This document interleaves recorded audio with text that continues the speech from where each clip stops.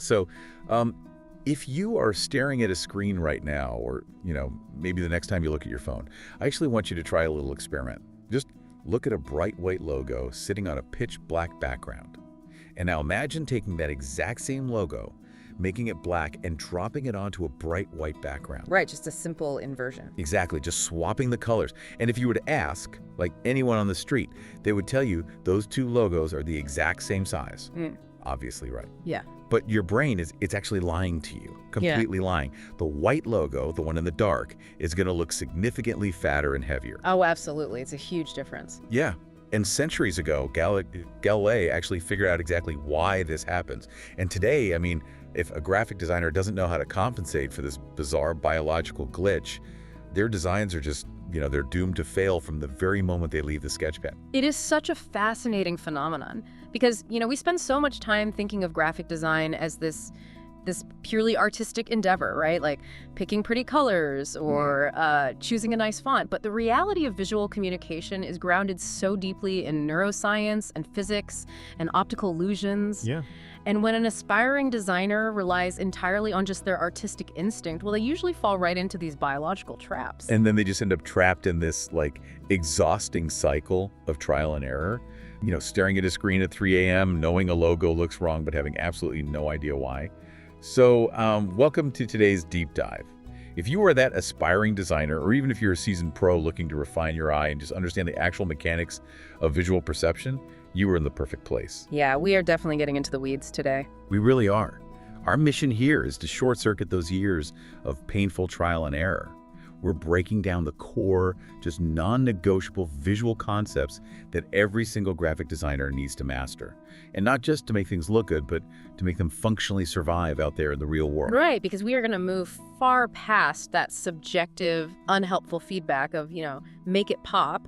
We were going to look at the actual architecture of how the human eye processes a shape, how light dictates form, and how you can actually hack the viewer's brain to communicate a brand's message. I love that, hacking the brain.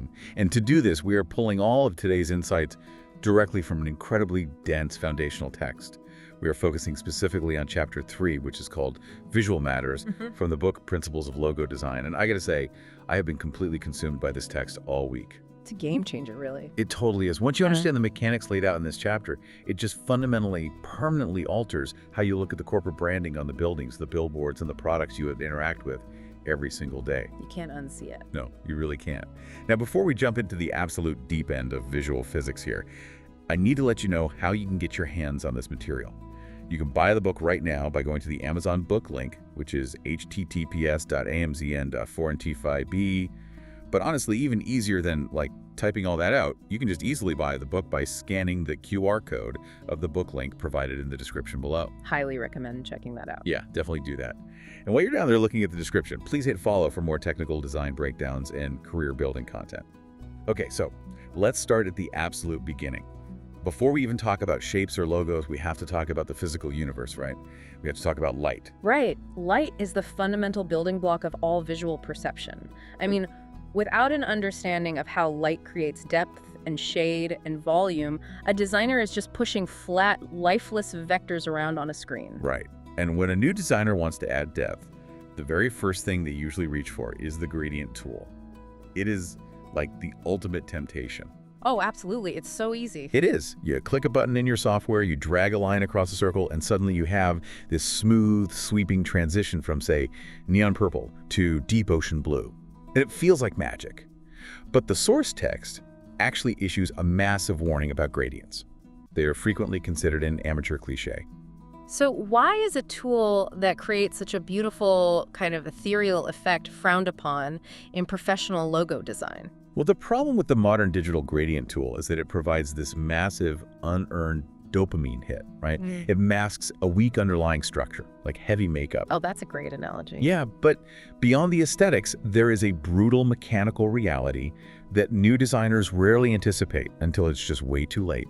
The danger lies in the difference between how screens produce light and how paper absorbs ink. So we have to look at the transition from the RGB color space to the CMYK color space. Okay, wait, let me make sure I have the mechanics of this right. So RGB stands for red, green, and blue, and that is light. Like that is the glowing pixels on your laptop monitor or your smartphone screen. And CMYK stands for cyan, magenta, yellow, and key, which is essentially black. And that is physical ink used in a printing press. And that distinction is everything. I mean, in an RGB environment, your logo is literally illuminated from behind by a light source. So a complex gradient, which, might contain thousands of mathematically calculated microscopic hues just merging into one another, it looks incredibly vibrant. The screen can physically project all those subtle transitions directly right into your retina. Because it's literally shining light at your face. Right. But a corporate logo cannot live exclusively on a glowing screen. Eventually, it must be printed. It goes on business cards, fabric uniforms, cardboard packaging, or, massive roadside billboards. And you can't exactly print physical light. Exactly the issue. When you send that complex 1,000-hue RGB gradient to a commercial printing press, the press attempts to replicate it using wet CMYK ink. And the press uses these massive rollers to stamp microscopic dots of cyan, magenta, yellow, and black onto porous paper, overlapping them to trick the eye into seeing different colors. Right, the dots. But physical ink cannot replicate the luminosity of a digital pixel. When the press tries to mix hundreds of subtle color transitions in, like a tiny 1-inch logo on a business card, those microscopic dots just bleed into one another. The paper gets oversaturated. Oh, no. Yeah.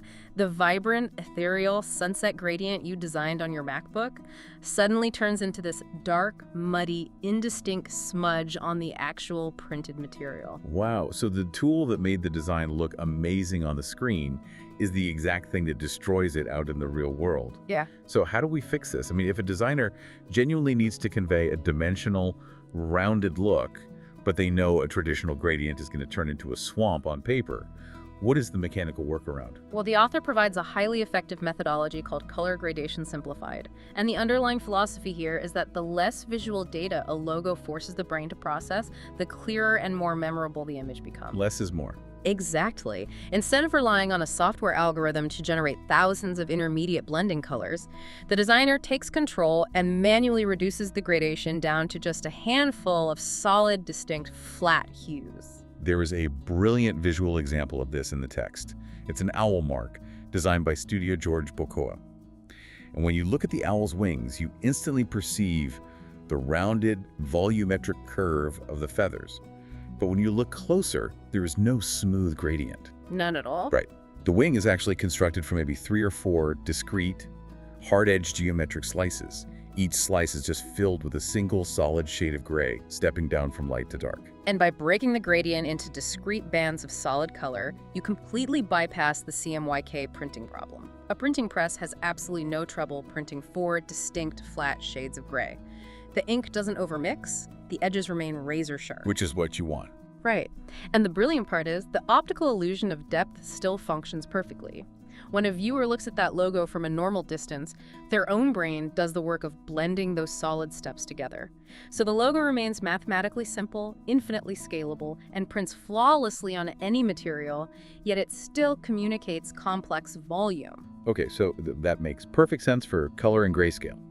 But the text also takes us on this incredible historical detour into how to create shading without using any shades of gray at all. And it goes all the way back to engraving, which I found so cool. It's vital. Looking at the history of image making is vital because early artisans worked under extreme physical constraints. I mean, engravers and woodcutters working centuries ago didn't have a gradient tool. They didn't even have gray ink. They had a solid piece of copper, wood, a sharp carving tool, and pure black ink. Right, because you can't carve a quote-unquote lighter black. You're either carving a trench to hold ink, or you are leaving the material blank to show the white paper. So to create the illusion of a shadow wrapping around a curved surface, they had to manipulate the physical shape of the carved lines. Precisely. The masters of etching would use these highly specific arrow-like strokes. They would carve a line that started with a wide, heavy base and then gracefully taper it down to a microscopic, razor-thin tip. And by stacking hundreds of these tapered strokes next to each other, they could simulate incredibly realistic volume. Yeah, the density and the thickness of the stroke dictate the perception of shadow. Where the strokes are thickest, the area appears dark. Where they taper to a point and allow more of the underlying white paper to show through, well, the area appears illuminated. It's just brilliant. It is. The text highlights a modern logo for a real estate company called Flip Casa to show how this ancient technique is still used today. The logo resembles 2 3-dimensional houses forming the letter M. But the depth isn't created with gray tones. It is entirely constructed of these tapered, black, arrow-like strokes varying in length and width. It looks incredibly sophisticated in the book, but the author issues a pretty stark warning to anyone who wants to try this style. Because modern digital tools let us easily drag, drop, and bend individual strokes with a mouse, you'd think that makes it easy. Oh, definitely not. Right. The text points out that achieving realistic volume on complex organic forms, like a human face, or an animal mascot, or even a geometric architectural shape, is still a massively tedious process. Because the software removes the physical labor of carving copper, sure, but it does not remove the cognitive labor of understanding lighting. You are meticulously arranging, rotating, and resizing hundreds of individual vector arrows to trick the human eye. It takes hours of intense concentration. It's exhausting. It can be. However, the payoff is a design that is bulletproof. Because it only uses a single solid color, usually black, it bypasses every single limitation of printing, scaling, and screen resolution. Which perfectly sets up the ultimate test of a designer's understanding of light. The text asks this really pointed question. Why is drawing a simple hemisphere the very first thing art school students are forced to do in drawing class? Like before they draw faces or landscapes or architecture, they spend weeks just shading a bowl of fruit or a sphere. Why is that? Well, a hemisphere is the ultimate lie detector for a visual artist. It is one of the most omnipresent shapes in our physical universe, yet its geometry demands the smoothest, most multifaceted light shading characteristics possible. Because it's perfectly round. Exactly. Yeah. Because every single point on the surface of a perfect sphere is equidistant from its center, light does not hit it in flat planes. The light must transition absolutely seamlessly into shadow. If a designer can accurately map the physics of light wrapping around a hemisphere, they possess the foundational knowledge to shade any complex object in existence. Okay, so the source material actually breaks the anatomy of a shadow down into 6 distinct structural layers. And I really want to walk through these because once you know them, you will see them on every single object sitting on your desk right now. It completely changes how you see things. It does. So first, you have the highlight. That is the glaring bright spot where the light source hits the surface most directly.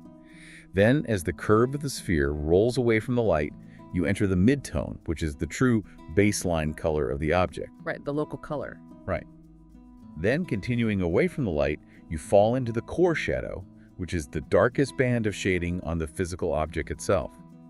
But here's the trick that amateur artists always miss. Past the core shadow, right at the bottom edge of the sphere before it touches the table, the surface actually gets a tiny bit lighter again. Yes. That is the reflected light. The primary light source is basically bypassing the sphere, hitting the flat table beneath it, and bouncing back up to illuminate the underside of the sphere.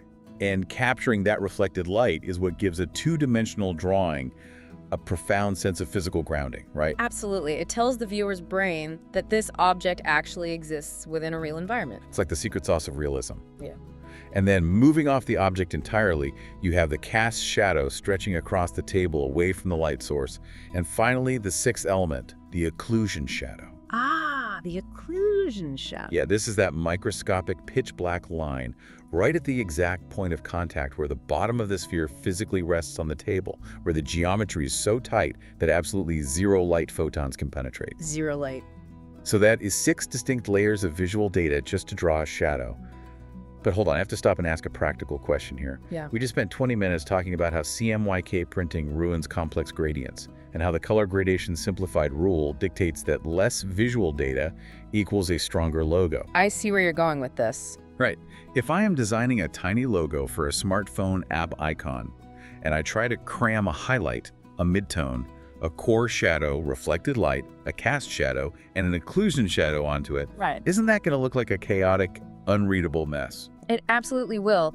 And that tension between academic realism and commercial functionality is a massive hurdle for new designers. The author's point is not that you should apply all 6 layers of a hemisphere's shading to a corporate logo. The point is that you must intimately understand the rules of physics before you can effectively break them. Gotcha. If an abstract mark or a simple letter form is entirely flat, it can sometimes lack presence. It feels lifeless. But to bring it to life, you do not paint a realistic shadow. The text advises that for simple marks, you should generally restrict yourself to using only one midtone. Okay, just one. And there is a tutorial from Skillshare referenced in the text that demonstrates this perfectly. It is a logo built around the letter R. It's this thick, bold, white R sitting on a dark background, and the letter is structurally designed to look like a continuous ribbon that has been folded over on itself. Right, like an origami fold almost. Yeah, but the designer didn't use a complex gradient to show the folds. The only shading on the entire design is a single, hard-edged, flat, light gray shape, placed precisely where the top loop of the R visually overlaps the diagonal leg. That is a surgical precision right there. The shading is applied exclusively at the points of intersection, where one element physically folds or lays over another. That single flat midtone does all the heavy lifting.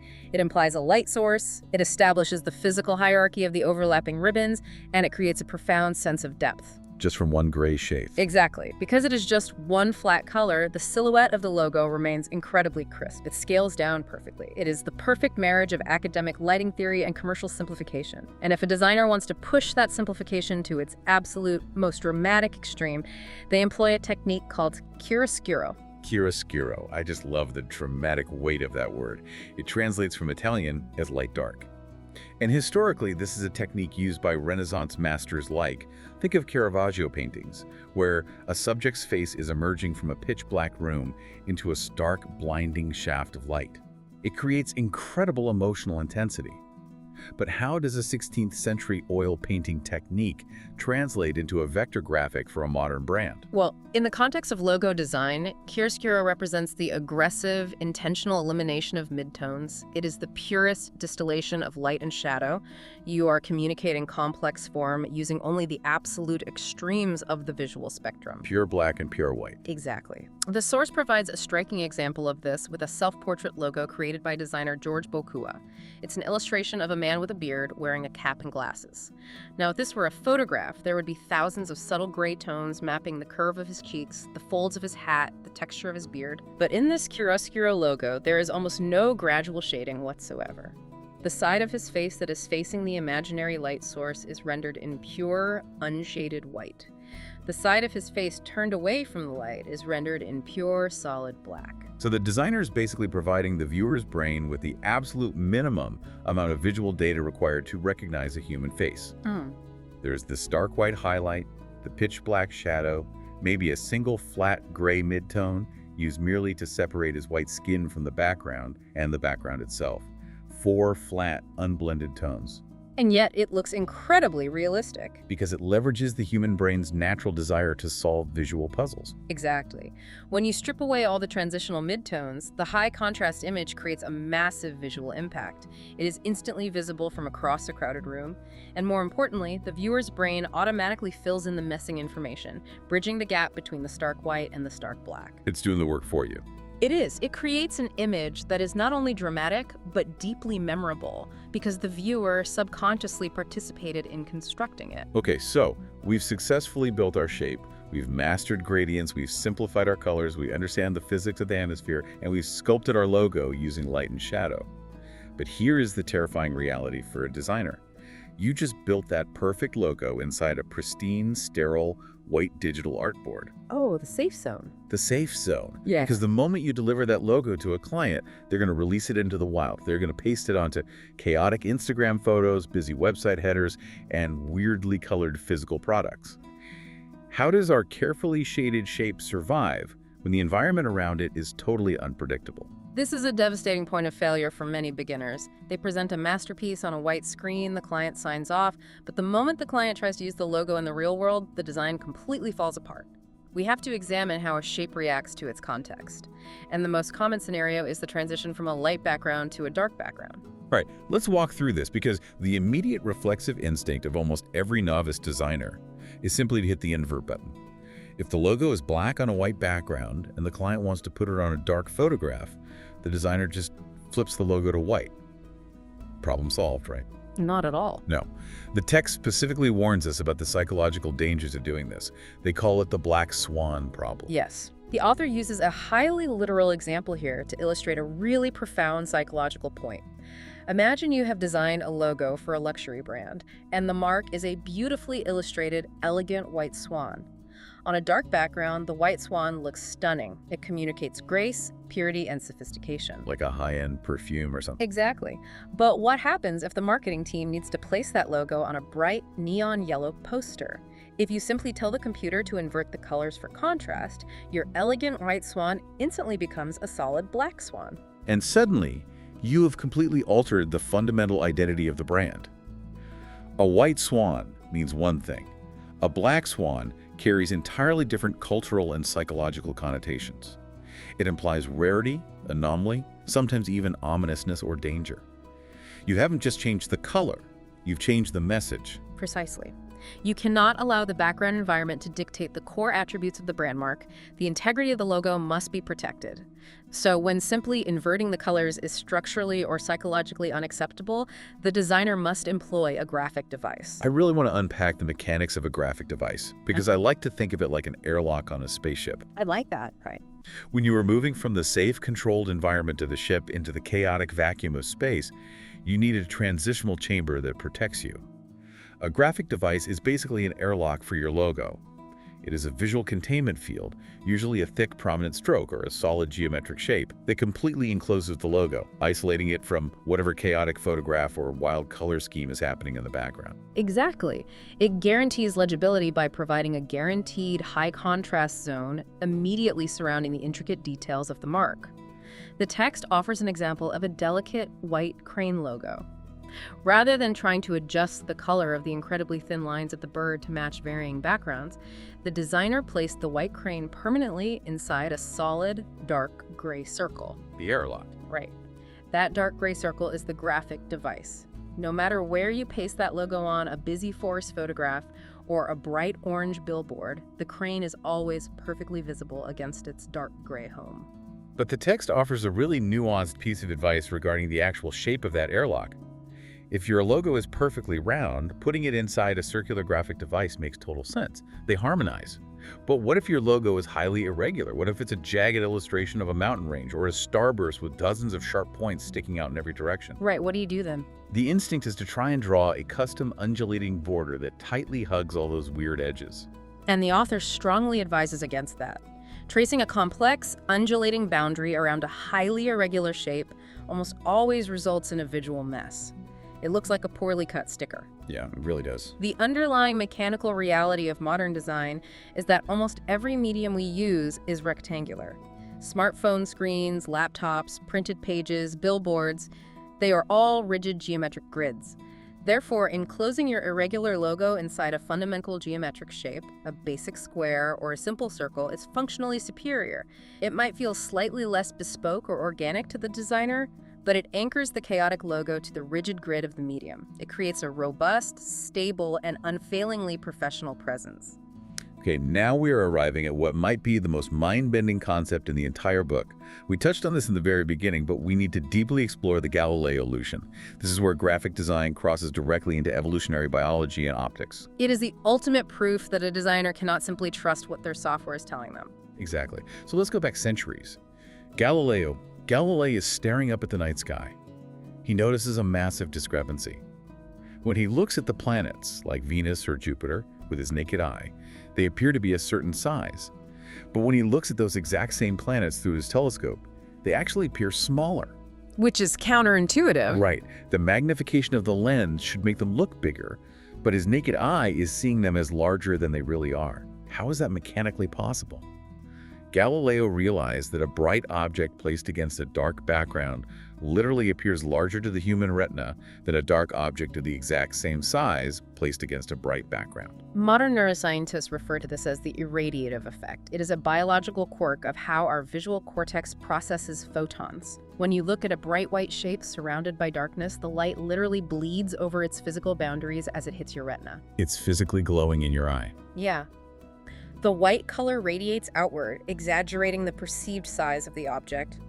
Conversely, dark stimuli do not radiate light. They provide a much more accurate representation of an object's true physical dimensions. Think about the massive implications this has for a graphic designer building a corporate identity.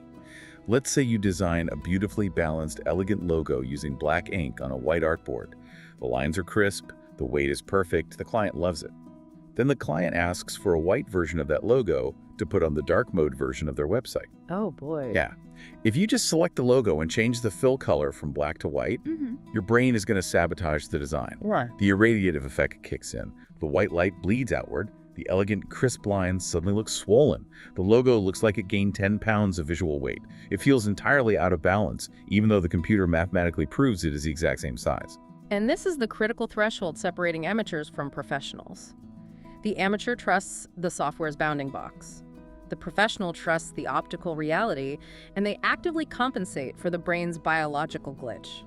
The author provides a specific mechanical workflow to solve this, which they call achieving the same sized look. And to be clear, you cannot fix this just by grabbing the corner of the logo and shrinking the whole thing down by 5%. Yeah. Shrinking the overall height and width of the logo does not fix the problem because it doesn't thin out the internal thickness of the lines themselves. The lines still look bloated. So how do we actually fix it without using confusing software jargon? You essentially have to put the white version of the logo on a microscopic diet. I love that. A diet. Yeah, you have to physically remove mass from the entire perimeter of the shape. Imagine taking a razor blade and meticulously shaving off a hair-thin sliver from the entire outside edge of the design, and also shaving a sliver out of any interior holes or negative spaces. Just tiny, tiny adjustments. Right. You are making the physical structure of the white logo thinner so that when the irradiative effect causes the light to bleed outward, it bleeds back out to the correct original thickness. You are anticipating the optical swelling and carving away just enough mass so that it swells up to the perfect size. It requires intense side-by-side comparison. You place the black on white version next to your shaved down white on black version, and you adjust the thickness until they visually balance out. They're physically different sizes on the artboard, but to the human eye, they look identical. Exactly. And the text emphasizes that you cannot just do this quietly. You must explicitly document this in the brand guidelines. You have to hand the client a file labeled light background version and a physically thinner file labeled dark background version. And you must educate them on why they cannot be used interchangeably. Because if they mix them up, it ruins the balance. And if the Galileo effect proves that our retinas actively distort light and size, it naturally leads us to ask what else the brain is misinterpreting, which transitions us perfectly into the psychology of shape. We are moving from how the eye processes raw photons to how the visual cortex interprets geometry, optical illusions, and even deep-seated emotional states. Designers can absolutely fall victim to these visual paradoxes by accident. But if they understand the mechanics, they can also weaponize them to control the viewer's perception. So let's start with a really stubborn glitch called the bone effect. The bone effect occurs at the specific intersection where a flowing curve meets a rigid, straight line. The easiest way to picture this is to imagine a capsule shape, like a pharmaceutical pill. It's essentially a flat rectangle in the middle with a perfect semicircle attached to the left side and another semicircle attached to the right side. A very common shape in UI design. Very common. But when those rounded curves crash into the flat top and bottom of the rectangle, something weird happens to your perception. The perfectly straight horizontal lines of the rectangle suddenly look like they are caving inward. They look indented. The whole shape stops looking like a perfect capsule and ends up looking like a humorous bone, like the knobby bone in your upper arm. It is a phenomenal example of the brain miscalculating spatial transitions. Even if you place a digital ruler against those horizontal lines to mathematically prove they are straight, the human eye will stubbornly perceive them as concave. As a designer, your standard operating procedure is to correct this illusion. How do you do that? You actually have to manually bow the straight lines outward slightly, making them physically convex so that the brain perceives them as perfectly flat. You literally have to bend the lines to make them look straight. The text references a massive rebranding project for TBC Bank. The bank's original logo heavily utilized these capsule shapes, and it suffered terribly from the bone effect. The shapes looked pinched and distorted. When the design team restyled the logo, they manually corrected the illusion, bulging the lines outward. And not only did it make the logo look mathematically stable and professional, but it had a massive functional benefit. Bulging the lines outward physically freed up the interior negative space within the letters. Oh, so it opened them up. Yes. This made the logo incredibly crisp and legible when it was scaled down to the size of a tiny app icon on a smartphone. The optical correction yielded a functional, commercial upgrade. However, the nuance of mastering design theory is understanding that every rule has an exception. You do not always want to fix the bone effect. Sometimes, the illusion is exactly what the design requires. The author highlights a brilliant negative space logo of a gorilla. The designer deliberately refused to correct the inward indentation on the shapes that form the gorilla's arms and legs. Right, they lifted alone. And it completely changed the posture of the animal. Because the lines looked like they were pinching inward, it actually exaggerated the bulging muscular mass of the gorilla's limbs. It made the animal look incredibly powerful and organic. So you fix the glitch when you need rigid architectural stability, but you exploit the glitch when you want organic muscular tension. That's a great way to put it. Speaking of hidden rules regarding mass and geometry, we have to talk about overshoot. The text introduces this as a typographic secret, but it is an absolute necessity for logo design. This is one of those concepts that, once you understand the mechanics, you will constantly spot errors in amateur designs. Overshoot deals with visual mass and the perception of height. Imagine typing a capital letter H and a capital letter O next to each other using a highly geometric, modern font. Okay, I'm picturing a flat, blocky H and a perfectly circular O. If I take a ruler and draw a horizontal line across the absolute top of the H and another line across the bottom of its legs, the H sits perfectly flush between those two lines. Exactly. But if you look closely at the O, it actually breaks those boundaries. The curve of the O pokes out slightly above the top line and drops slightly below the bottom line. And if the designer forced the rounded O to be mathematically the exact same height as the flat-topped H, the O would appear noticeably smaller and visually weaker to the human eye. To compensate for this perceived lack of volume, curved forms, as well as sharp points like the top of an A or the bottom of a V, must physically extend past the established mesh line and X height of the flat letters. They must overshoot the boundary. Let's break down the why behind this, because it's all about density. Look at the flat top of the letter T. The entire horizontal bar is making contact with that invisible top boundary line. You have dozens of pixels densely packed along that upper limit. A lot of contact area. Right. But look at the top curve of the O. Because it's a curve, only one single microscopic pixel is actually kissing that top line before the height falls away down the sides.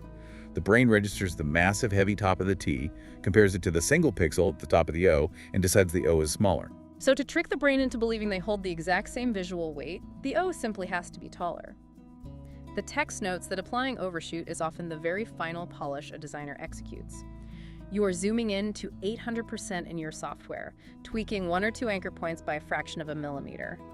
But that microscopic adjustment is the barrier between an amateur concept and a flawless professional brand mark. That meticulous adjustment of geometry is a form of visual problem solving. And when we push visual problem solving to its absolute limits, we enter the realm of visual paradoxes and impossible figures. This is where design steps away from mere corporate identity and engages with spatial philosophy. Oh, I love this section. A paradox is a structure that appears to be contradictory or physically impossible, yet it forces the brain to confront a hidden truth about perspective. I am endlessly obsessed with this topic. We are talking about the M.C. Escher aesthetic. The Escher cube, or the famous Penrose triangle, that solid 3D triangle that continuously connects to itself in a loop that violates the laws of physics. Right, the infinite staircase idea. Yeah. When I look at those shapes, my visual cortex kind of short circuits. My eyes are telling me the object is solid, but my logic center is screaming that it cannot exist in reality. It creates this fascinating cognitive friction. The text literally says it's a visual problem-solving activity, and solving it brings joy. And in the context of branding, cognitive joy translates directly into intense memorability. If a designer can successfully inject a visual paradox into a corporate logo, they completely disrupt the viewer's passive scrolling. The viewer cannot just glance at the logo and move on. Their brain is compelled to pause, engage, and attempt to untangle the impossible geometry. So how are these artists actually tricking the brain? What are the mechanics of the illusion? It relies on exploiting the brain's assumption of depth and continuity. The designers manipulate the rules of isometric projection, they reverse perspectives halfway through a shape, they seamlessly connect foreground elements to background elements, and they intentionally misalign the overlapping layers of the geometry. They are feeding the brain conflicting spatial coordinates within a single, continuous object. There's an incredible real-world application of this in the book. The author dissects the concept of the impossible trident, which is sometimes called the blivet, or the devil's tuning fork. It's that classic optical illusion where, if you look at the bottom, it clearly consists of three rounded, cylindrical prongs.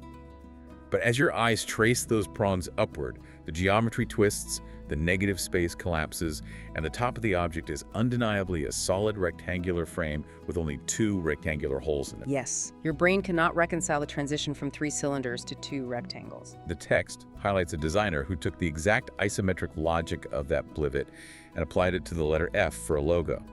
The bottom right perspective implies the letter is protruding outward toward you in 3D space. But as you follow the vertical stem upward, the perspective seamlessly and possibly shifts, implying the top of the letter is receding away from you. It is entirely mind-bending. As a brand mark, it commands a second, third, and fourth look. It is unforgettable. It demands sustained attention. Now, paradoxes are brilliant for manipulating static 3D space, but designers are frequently tasked with a different kind of illusion, implying time and motion within a totally flat, frozen image. How do you construct a completely static logo that convinces the brain it is moving at high speed? I love the breakdown of this mechanism.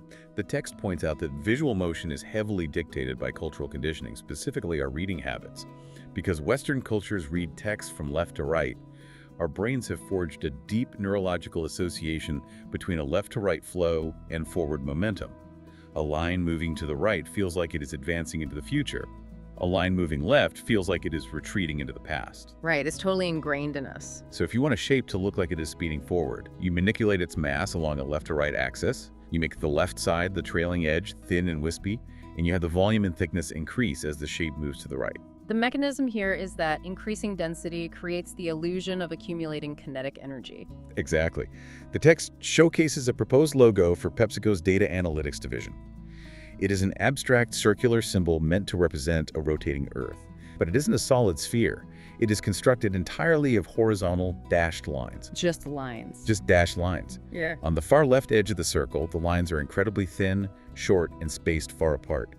As your eye moves across the circle to the right, the dashed lines systematically become thicker, longer, and densely packed together. There is absolutely no animation, yet the sheer variation in line density trips your visual cortex into believing that the globe is spinning rapidly on its axis. Because the variation in physical weight dictates the perception of energetic speed. This concept of visual weight naturally introduces the fundamental choice every designer faces when beginning a project. Should the logo be constructed as a solid mass or as a delicate line drawing? I always like to process this choice in terms of audio volume. A solid logo, a heavy, filled-in shape, is like a company shouting a bold, confident statement. It possesses massive visual gravity. It is grounded, permanent, and most importantly, it is highly visible from a mile away on a highway billboard. It demands your attention. It's loud. Yeah. A line logo, constructed only of thin strokes with an empty interior, is like a whisper. It is elegant, it is passive, it is sophisticated, and it consciously chooses not to overwhelm the space it occupies. That audio analogy accurately maps to the functional application of these styles. Solid logos project institutional stability and raw strength. Furthermore, they are functionally robust. They scale down incredibly well because the bold silhouette remains impenetrable even at microscopic sizes. Line logos, on the other hand, are structurally fragile. They vanish when viewed from a distance or scaled down too far. But they're super useful in digital, right? Well, absolutely. They are absolutely indispensable in modern digital design, particularly for UI or user interface iconography. Think about the home screen of your phone right now. Think about the little magnifying glass for search, the little house for the home menu, the little gear for settings. Those are all line logos. Imagine if Apple or Google suddenly changed all of those delicate, empty outlines into thick, heavy, solid black shapes. It would be too much. The visual weight of your screen would instantly feel oppressive. It would feel incredibly cluttered and claustrophobic. The interface would be shouting at you. Line designs are utilized to communicate purpose passively, offering guidance without aggressively fighting for the user's primary attention. The text provides a fascinating side-by-side comparison using experimental logos of a cat. The solid version of the cat looks heavy, dominant, and permanent, like the mascot for a rugged outdoor equipment company or a sports team. Yeah. The line art version of the exact same cat looks delicate, airy, and refined like it belongs embossed on the glass bottle of a high-end, elegant perfume brand. The mathematical choice between solid and line completely alters the emotional resonance of the brand, which leads us to what is perhaps the deepest, most primal psychological hack discussed in the entire book, the biological response to shark. versus round geometry. This section completely blew my mind because it taps directly into our ancient evolutionary survival mechanisms. It proves that we are basically still cavemen looking at computer screens. When a designer creates a logo utilizing sharp, edgy shapes, lots of intersecting acute angles, jagged points, and rigid diagonals, that logo will inherently appear more threatening, aggressive, and authoritarian. And there's a biological reason for that. There is, because the human brain is hardwired by thousands of years of evolution to associate sharp objects with physical danger. In the physical world, sharp materials, knives, needles, jagged rocks, thorns, animal teeth have the capacity to penetrate skin and cause severe harm. It is an unavoidable biological reflex. When our retina registers a sharp point, even if it is just a harmless two-dimensional vector drawing of a triangle on a flat monitor, the amygdala, the fear center of our ancient brain, triggers a microscopic subconscious caution alert. This subliminal friction makes sharp logos look edgy, fierce, and combative. That is so cool. The text highlights a griffin symbol designed for a Brazilian jiu-jitsu club. The mark is constructed entirely of sharp, intersecting diagonal lines and razor-thin points. It visually radiates hostility and martial power.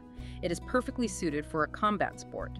By contrast, consider the geometry of rounded objects. A coffee cup, a steering wheel, a baseball, a cloud, they lack points. They propose absolutely zero threat of physical harm. They are ergonomically inviting to hold and touch. The book features an illustration of a jumping fox from a Skillshare tutorial to prove this point. Now, a fox is a wild predator with sharp teeth, but the designer constructed the entire silhouette using flowing, continuous, smooth curves. There isn't a single jagged edge on the animal. Consequently, the fox doesn't look like a threat. It looks clever, friendly, and incredibly approachable. It completely changes the vibe. It does. This leads the author to pose a vital, commercial question to the designer. Aren't the vast majority of corporate brands desperately trying to appear friendly, helpful, and inviting to their consumer base? Precisely. The goal of most commercial branding is to eliminate friction between the corporation and the consumer. Therefore, unless you are actively designing an identity for a martial arts academy, a heavy metal record label, or a highly disruptive tech startup that wants to project aggressive dominance, utilizing rounded, smooth geometry is overwhelmingly the safer, more commercially viable strategy. It biologically disarms the viewer. But speaking of friction and unintended consequences, we have to talk about the absolute nightmare scenario that the author warns about in this section on shape psychology. It is the danger of ambiguous forms. The human brain is an incredibly aggressive, relentlessly active pattern recognition engine. It is constantly scanning the environment, desperately trying to organize random visual data into familiar shapes, specifically faces, human bodies, and anatomical parts. This evolutionary trait is called pareidolia. It's why we see faces in the clouds or the man in the moon. And this pattern recognition engine becomes a massive liability for a designer suffering from tunnel vision. Imagine this scenario. You've been working on a logo for 40 hours, you're exhausted, you've zoomed in and tweaked every single bezier curve, you finally present the masterpiece in the boardroom. The CEO looks at it, pauses, someone in the back of the room giggles, and they say, "I'm sorry, but that looks like, well, something highly inappropriate." It is a devastating professional moment, but it happens constantly. When a designer is deeply, obsessively immersed in the mechanics of building a shape, their brain becomes locked into perceiving the object only as the intended concept. They lose their objective pattern recognition abilities. They literally cannot see the alternative interpretation. The book shows a terrifying example of this using a negative space logo. The primary black shape is designed to look like the silhouette of an adult elephant. The white space carved out from the elephant's legs is intended to form the silhouette of a baby elephant. Conceptually, it's brilliant. But because of the specific way the designer drew the curl of the adult elephant's trunk and the slope of its back, a massive percentage of fresh viewers look at the image and instantly, undeniably see the silhouette of a whale. The intended message of the brand is entirely obliterated by the ambiguous geometry. And while confusing an elephant for a harmless whale is a benign mistake, the reality is that these ambiguous shapes very frequently take on unintended sexual or crude anatomical resemblances. This is a crucial professional mandate from the author. It is the reason why taking a forced rest, physically stepping away from the screen for a day, and getting fresh eyes on a project is not a luxury. It is a mandatory step in the workflow. You have to step away. You must show the design to a trusted colleague who has zero context for what the shape is supposed to be, and ask them what their pattern recognition engine sees first. Trust me, You do not want your portfolio to go viral on social media for accidentally designing something inappropriate. Okay, so we've exhaustively covered the shapes themselves, how they interact with light, how they warp spatial reality, and how they trigger deep evolutionary psychology. But a single shape does not make a complete brand identity. We need to figure out how to arrange multiple elements together. Let's move into advanced concepts: composition, balance, and patterns. And I want to start with the most common trap for beginners: the obsession with perfect symmetry. Symmetry feels intuitively correct to a novice. It feels mathematically safe. If you mirror the left side to perfectly match the right side, you assume the design is balanced. But as the text astutely points out, aiming for flawless symmetry frequently yields an incredibly boring, sterile outcome. It's like looking at a digitally mirrored photograph of a human face. It falls squarely into the uncanny valley. It lacks life, tension, and organic movement. The text showcases an experimental logo featuring two swans intertwined in a circular shape. While the overall exterior silhouette of the circle is perfectly balanced, the interior composition is highly asymmetrical. One swan is rendered in solid black, the other is rendered in white. Their necks twist and cross each other at entirely different, non-mirrored angles. The author notes that injecting subtle asymmetry into a balanced frame, changing a color weight, offsetting a geometric part, intentionally breaking the perfect mirror image, is the specific mechanic that keeps the viewer's eyeballs actively traveling across the canvas. It creates visual energy. If a design is perfectly symmetrical, the viewer's brain instantly processes the left half, automatically assumes the right half contains identical information, and completely stops looking. Asymmetry demands further cognitive investigation. But intentionally breaking symmetry while maintaining an overall sense of balance requires a master's understanding of composition. It isn't just throwing shapes on a page. The author literally breaks down the physics of how basic shapes interact with one another to create distinct emotional states. These rules were wild to read. It's like a mathematical formula for emotion. It is about understanding the implied physical gravity of geometric forms. The text explains that if you place a perfectly round circle directly on top of a flat, stable square, the composition generates a profound sense of harmony. The flat square acts as a grounded pedestal, safely supporting the curve. But if you flip that arrangement, if you balance a heavy, flat-bottom square directly on top of the precarious curve of a circle, it instantly generates a sense of psychological tension. The viewer's brain intuitively understands the physics of gravity and subconsciously feels like the heavy square is going to slide off the curve at any moment. Or, if you place a circle directly adjacent to the sharp top point of a triangle, it creates an intense sense of impending motion, like a boulder teetering on the peak of a steep mountain, about to roll down the side. These might seem like subjective, artistic judgments, but they are firmly rooted in our universal experience of physical mass and gravity in the real world. Years of manipulating these forms give a seasoned designer an intuitive feel for these kinetic dynamics. The text highlights a typographic poster designed for an Andrew Howard workshop. The typography is massive, heavy, and blocky, functioning almost as architectural slabs rather than readable letters. The way the designer forces the heavy, squared-off letterforms to interact with and physically press against the perfectly round O's creates deliberate, grinding tension and a syncopated visual rhythm. It is a masterclass in exploiting composition to create atmosphere. Okay, so we know the physics of the shapes, but how does a designer definitively diagnose whether their overall logo composition is actually working? How do you know it isn't going to fall apart when the client uses it?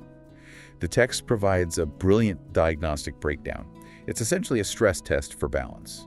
Let's talk through a real-world disaster scenario to understand these checks. Imagine a designer creates a logo that is a tall, incredibly skinny, vertical rectangle like a skyscraper. Let's run that through the stability checks. First up is exactly that: stability. A tall, skinny rectangle instantly fails the stability check. Because its center of gravity is so high and its base is so narrow, the viewer subconsciously feels that a strong gust of wind could tip the logo over. A well-balanced logo requires a wider, heavier base to appear firmly grounded and permanent to the viewer's eye. Second is proportion. And this is where the skyscraper logo truly dies in the real world. You have to ask, does the overall shape of the logo fit somewhat neatly inside a perfect square bounding box? Extreme proportions, whether it's a wildly tall vertical mark or an endlessly long horizontal word mark, are commercially devastating. Consider the physical constraints of modern digital real estate. Every social media profile picture, every app icon, every website favicon is constrained within a tiny square circle. If you try to force a tall, skinny skyscraper logo into a tiny square Instagram avatar, the software will brutally shrink the entire image until the height fits, leaving massive, empty white gaps on the left and right. The logo becomes a microscopic, unreadable sliver. Designing with a roughly square proportion guarantees maximum visibility across all platforms. Third is composition and spacing. You have to look at the negative space. If you have a cluster of heavy, dense shapes crammed onto the left side of the logo and just a thin, wispy line floating way over on the right side, the logo is going to feel like it's structurally listing to the left like a sinking ship. Unless you are intentionally trying to create that illusion of left-to-right motion we discussed earlier, the elements must be spaced to create equilibrium. Fourth is consistency. Consistency refers primarily to stroke weight and stylistic logic. If a logo is constructed of lines, are those lines maintaining a rational mathematical relationship? If you mix a massive, ultra-thick, brutalist black stroke right next to a delicate, hair-thin, elegant line within the exact same symbol, you create intense visual dissonance. It looks like two different logos got smashed together in a teleporter. The visual rules established in one corner of the design must govern the entire design. And the final stress test, scalability. Does the logo survive being shrunk down to the size of a pea on the back of a business card? If the negative spaces between the letters are too tight, they will bleed together and vanish at small sizes. The text references a phenomenal logo for Kikatimi, a manufacturing company. It is a heavy, blocky letter K with a brilliant lightning bolt carved into the negative space. It flawlessly survives the stress test. It has a stable, heavy base. It fits perfectly inside a square proportion. The negative space is equally distributed, the heavy stroke widths are completely consistent, and because the design is so bold and simplified, it is infinitely scalable without losing a fraction of its impact. And once a designer has forged that single, perfectly balanced, unshakable logo, the next logical frontier is exploring how to repeat that shape to generate brand patterns. Patterns are the unsung heroes of corporate identity. The logo goes on the door, but the pattern decorates the packaging, the website background, the interior walls of the physical retail store. It creates an immersive atmosphere. But the author issues a severe warning against intellectual laziness when designing patterns. The lazy default for almost every beginner is the standard square grid. You just take the logo, drop it into a grid of perfect squares, and duplicate it endlessly. It is safe, it is easy, but it immediately leads to visual sameness. Every brand's packaging starts to look exactly like a tiled bathroom floor. To break this monotony, the text points to the brilliant branding for the city of Rotterdam. They completely threw out the standard square grid and instead constructed an interlocking grid of hexagons. They built these sprawling, stunning, almost pixelated mosaic images of the city skyline exclusively out of these tightly packed hexagonal shapes. By simply changing the foundational geometry of the grid from a square to a hexagon, they imbued the entire brand with a totally distinct, instantly recognizable mathematical texture. However, you must also be wary of falling in love with overly complex tessellations, where a single, intricate shape fits perfectly into itself, repeating infinitely, much like M.C. Escher's famous drawings of interlocking lizards. While mathematically fascinating to the designer, simple interlocking tessellations rapidly become visually exhausting and boring to the consumer. An effective brand pattern requires a grid that allows for dynamic variation in color, shape, and density. But, as with everything we've discussed, designing a beautiful pattern on a digital screen introduces massive physical hazards when it is time to manufacture the materials. We must return to the brutal reality of the printing press. Print versus digital strikes again. I want to visualize this disaster scenario. Let's say a designer creates a beautiful, dense, tightly packed pattern for a high-end cardboard packaging box. And they decide to color the pattern using incredibly rich, complex, dark colors, deep maroon, midnight blue, forest green. That is a recipe for catastrophic failure. Again, you must understand the mechanics of CMYK printing. To achieve a rich, complex, dark color like midnight blue, the printing press must apply a high percentage of all four inks, cyan, magenta, yellow, and black, directly on top of each other. The press lays down a layer of wet ink, then immediately lays down another and another and another. If your densely packed pattern is entirely composed of these heavy colors, you are literally flooding the porous paper with massive amounts of wet liquid ink. The paper acts like a sponge. It physically cannot absorb that much fluid. Precisely. The wet inks pool together. The microscopic, razor-sharp edges of your beautiful pattern instantly blur and bleed into a soggy mess. The colors turn into a muddy brown, and the physical paper itself might actually warp and buckle from the moisture. This is why the text strongly advises utilizing basic, lighter, less complex colors when designing patterns intended for mass physical printing. Lighter colors require significantly less physical ink to be deposited on the page. This allows the paper to dry properly between the color applications, preserving the crisp edges and yielding a sharp professional result. You must understand the physical medium before you finalize the digital file. Always demand to examine the physical printed proofs before approving a massive manufacturing run. Okay, there is one final conceptual topic before we move into the actual daily grind of being a designer, and that is dimension. If you look back at the early modernists, the legendary pioneers who basically invented corporate logo design in the mid-20th century, they relied almost entirely on utterly flat, two-dimensional shapes. Squares, circles, triangles, flatly overlapping. Now, partly that was a philosophical choice. They believed in stripped-down, utilitarian simplicity. But practically speaking, they were literally drawing with physical compasses, French curves, and rulers on drafting tables. They simply didn't have the digital tools to easily visualize and iterate complex 3D forms. The physical tools dictated the visual style, and there is a harsh mathematical reality to 2D design. There's a finite limit to the number of truly original distinctive combinations you can generate by simply sliding flat squares and circles over one another. Eventually, shapes begin to look derivative. And that is exactly why today, introducing implied dimension mathematically and exponentially blows open the number of original combinations a designer can create. And to be clear, we are not talking about rendering hyper-realistic 3D models with shiny lens flares, glass textures, and ray trace shadows like a Pixar movie. We are talking about implying physical depth using the structural tools we've discussed. Isometric grids, manipulating the overlaps of flat ribbon shapes, utilizing precise layers of perspective, and applying that single surgical mid-tone shadow. It essentially adds an entirely new axis, a new vocabulary word, to the designer's toolkit. It is a phenomenal evolution of the craft. However, possessing this toolkit, understanding the physics of light, the neuroscience of the Galileo illusion, the evolutionary biology of sharp shapes, and mathematical rules of composition is truly only half the battle. This transitions us into the final and arguably most important phase of the discussion. The other half of the battle is surviving the psychological and interpersonal grind of the actual daily workflow. You are not a solitary artist, you are a commercial designer. Welcome to the reality check. Let's dive into the designer's process.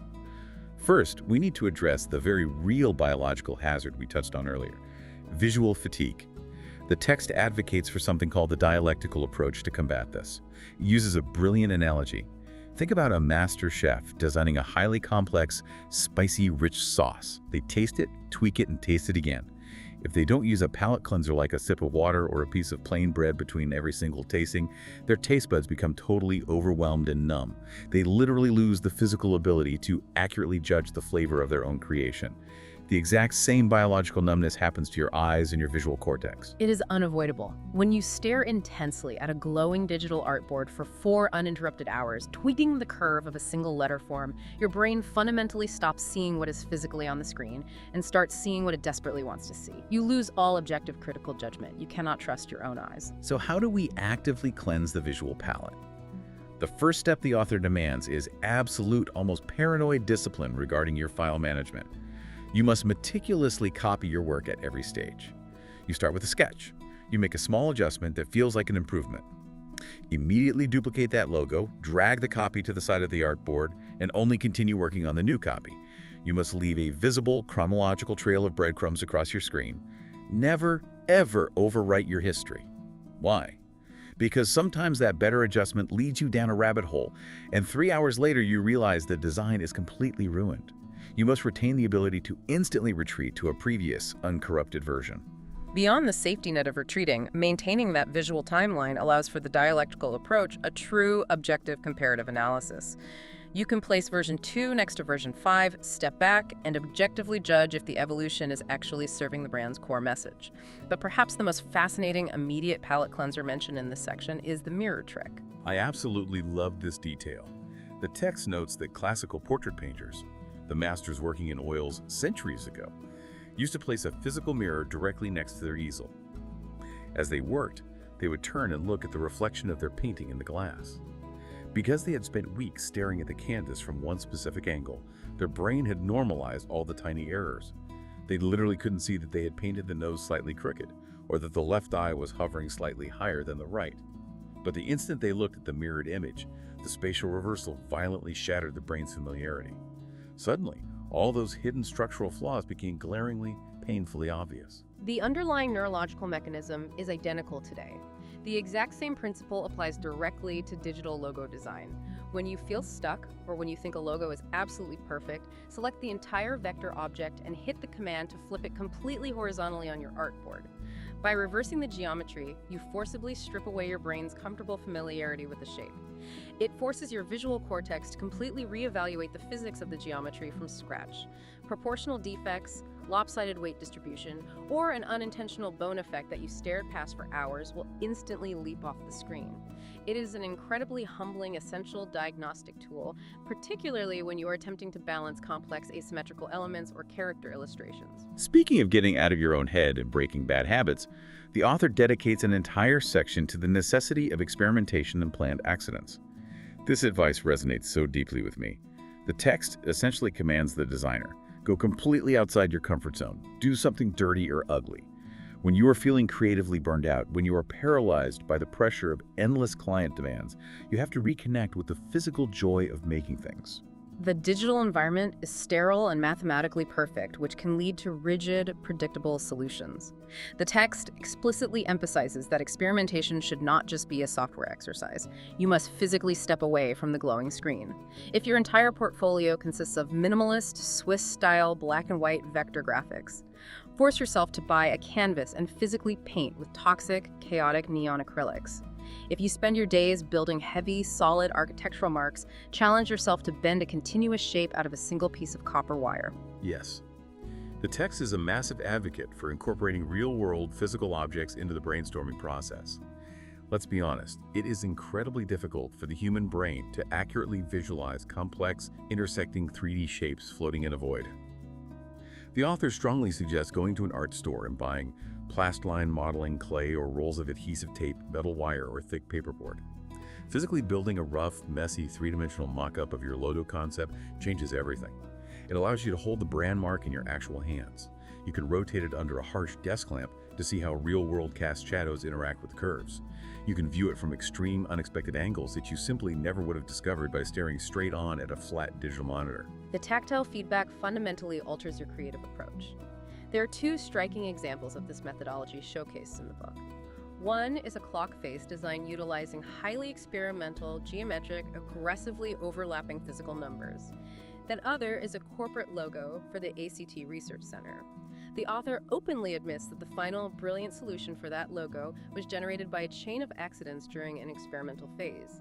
It is vital to understand that the primary goal of this messy physical experimentation is almost never to create the final, polished client deliverable. The goal is purely psychological. It is designed to shatter your habitual, predictable design patterns. It is an exercise in freeing yourself from your own creative limitations. But of course, while you were out there desperately searching the world for inspiration, you have to be incredibly careful about what you drag back into your artboard. Let's navigate the ethical minefield that every modern designer faces: copying versus imitation. Because the platforms like Pinterest, Instagram, and Behance, a designer's brain is flooded with literally thousands of brilliant, fully resolved logos every single day. The temptation to just quietly trace an existing solution to meet a tight deadline is higher than it has ever been in human history. But the author points out a much more insidious, terrifying problem: accidental copying. This is a genuine psychological hazard. Remember our discussion on ambiguity. A successful logo is meticulously engineered to bypass cognitive filters and lodge itself permanently in the viewer's subconscious memory. As a working designer, you might scroll past a brilliant, obscure logo from an agency halfway across the world. You register it, and you consciously forget about it within seconds. But 6 months later, while you are sketching concepts for a new client, your brain's subconscious memory regurgitates that exact shape, presenting it to your conscious mind as a brand new, original idea. You genuinely believe you invented it. That is terrifying. The text provides a golden, non-negotiable rule for dealing with this paranoia. It states, if a solution feels familiar even in the slightest manner, and it is not yours, then it is definitely someone else's. That is such a bitter pill to swallow. You finally crack the design, it looks mathematically flawless, the client is going to love it. But you have this nagging, itchy feeling in the back of your brain that you've seen those curves before. The author says you must ruthlessly, painfully discard the design, or at the very least radically modify the geometry until it is completely and undeniably transformed. It is a brutal standard, but it is the only way to maintain absolute professional integrity. Now, it is important to distinguish this from studying historical precedent. The text showcases a beautiful flowing S letter form for a beauty brand called Ellen Sara. It is elegant, constructed entirely from overlapping perfect circles. The author notes that the early modernists built the entire foundational language of logo design on basic geometry squares, circles, and triangles. Therefore, almost all structural inspiration inevitably traces back to those ancient roots. The goal of a modern designer is not to invent an entirely new geometric shape out of thin air, which is impossible. The goal is to absorb those basic universal inspirations and aggressively push them forward, manipulating them with modern software and personal perspective until the execution becomes undeniably uniquely yours. Okay, we have survived the physics, the neuroscience, the ethics, and the artboard. We are rounding the final corner into what is undeniably the most emotionally exhausting, unpredictable aspect of being a working graphic designer. Client relations. I want to stage a scenario here, and I'm going to push back hard on behalf of every frustrated young designer listening right now. What do you do when the client's feedback actively, aggressively ruins the objective quality of the design? Let's say you have spent 2 weeks building a masterpiece. You've applied the golden ratio, you've perfectly corrected the bone effect, you've managed the CMYK color translation flawlessly, you present it to the business owner and they look at it and say, can you make it pop more? Also, my nephew thinks it would look better in Comic Sans and with a rainbow gradient. How do you not just scream and quit? That specific scenario is the ultimate defining reality check of commercial art. And it is the exact moment where amateurs break and professionals thrive. Beginners frequently and unfairly demonize their clients. They view them as uncultured, uneducated obstacles standing in the way of artistic purity. When a client asks for Comic Sans or a gradient, the novice takes that feedback as a direct personal attack on their artistic integrity and their aesthetic taste. The author addresses this ego trap directly with a very painful piece of advice. Yeah, the text literally commands the reader, try not to be too in love with your creations. Ouch! It stings, but it is the fundamental truth of the industry. At the end of the day, you are not painting a canvas to hang in a museum under your own name. You are a commercial contractor hired to solve a specific business problem for a client. The design, ultimately, belongs to them and must serve their commercial ecosystem. The author makes a crucial empathetic point. The client, the person who mortgaged their house to build the business, almost always understands the core essence, the tone, and the target audience of their brand vastly better than you do as a temporary outside contractor. But they're asking for Comic Sans. It's terrible design. And that is where the psychological translation is required. The client's requests often sound visually irrational, confusing, or downright destructive because they are attempting to articulate a complex business anxiety using a clumsy, limited visual vocabulary. They aren't asking for Comic Sans because they want to hurt your feelings or destroy your portfolio. They're asking for Comic Sans because they subconsciously feel the current, incredibly sharp, minimalist geometric font you chose makes their family-owned bakery look too cold, aggressive, and expensive. They want to appear friendly, and Comic Sans is the only word they know to describe friendly typography. Oh, wow. That changes the entire dynamic. So when a client uses that dreaded phrase, can you make the logo pop? They aren't actually asking you to add a neon rainbow gradient. They might just be expressing a subconscious anxiety that the logo lacks visibility against the dark background of their website. And because you are the expert, you know exactly how to solve that actual problem using the tools we discussed, by implementing a stark graphic device airlock, or by utilizing the Galileo illusion adjustments to increase visual mass. Precisely. You are not just a pixel pusher, you are a visual translator and a diagnostician. Your job is to actively listen to the client, ignore the clumsy phrasing, dig down to find the constructive, anxious core within their criticism, and then use your vast technical toolkit to accommodate that business need without sacrificing the structural integrity of the design. Cultivating that empathy and that communication skill is what separates a starving, bitter artist from a highly sought-after, highly paid working professional. It is the only way you ensure you get hired again, and it is how you build a sustainable, lifelong career in this industry. Wow. We have covered an absolutely staggering amount of ground today. From the microscopic physics of light photons bouncing off a hemisphere, to the neuroscience of Galileo staring at the planets, all the way to the emotional psychology of navigating a tense client boardroom. I want to pull all the way back and summarize the core mission we started with. Graphic design is not just about making things look pretty. It is definitely not just about knowing which buttons to click in Adobe Illustrator. It is about deeply mastering the underlying mechanics of light, spatial geometry, and human perception. It is about understanding the invisible biological rules of the eye so that you can deliberately control exactly how people feel when they interact with a brand in the real world. It is a remarkably complex discipline that requires an equal measure of rigorous technical precision and deep psychological empathy for how the human mind operates. I cannot recommend this source material enough. If you want to dive deeper into these mechanics, and if you want to actually see the stunning visual examples we've been trying to describe for the last hour, the asymmetrical swans, the Escher-style F logo, the intense chiaroscuro of the George Bokhua self-portrait, you absolutely need this book on your desk. Scan the QR code in the description of this audio right now, or just click the Amazon link, which is https://amthemian.24nt5vb, to pick up your copy of Principles of Logo Design. And once again, please hit follow on our show for more deep technical design breakdowns and actionable career-building content. As we finally wrap up this exhaustive session, I want to leave you with a final thought to ponder as you step away from your screen and back into the real world. Consider exactly how much of what we universally celebrate as good modern design is actually nothing more than a brilliant exploitation of our evolutionary biology.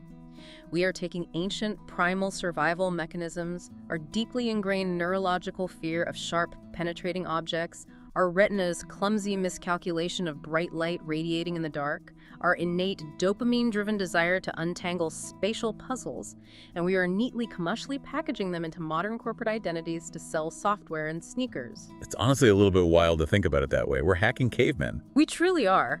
So the next time you are walking down a city street and you find your eyes inexplicably drawn to a massive billboard or a tiny logo on a coffee cup, stop and ask yourself, is this brand simply communicating a polite message to your conscious, logical mind?